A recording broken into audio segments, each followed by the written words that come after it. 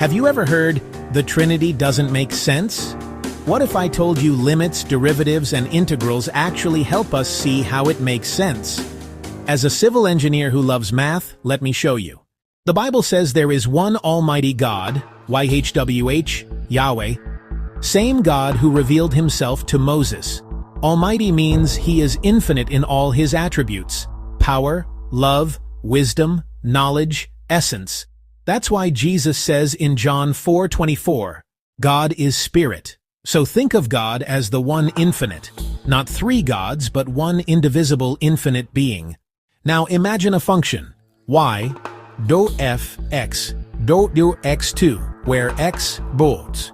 Call this God the Father. If you evaluate the limit of x2 as x, bo, the result is what? Infinity, one infinite power.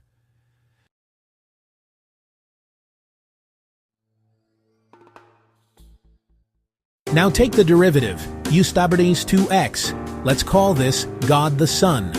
Different expression, same variable. Evaluate the limit of 2x as x. Still infinite. That's John 1:1-14 in math form. The Word was with God, the Word was God, and the Word became flesh. Different form, same infinite God. Now take the integral of x2 z(3)3. Call this God the Holy Spirit. Again, evaluate the limit as x, still infinite.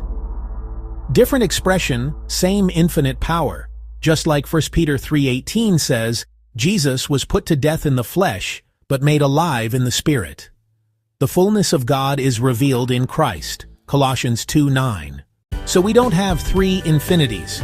We have one infinite God, expressed as Father, Son, and Holy Spirit. Jesus humbled himself for us, Philippians 2, but he is still YHWH in the flesh. The question is, what do you do with that? Will you ignore the evidence, or will you seek him?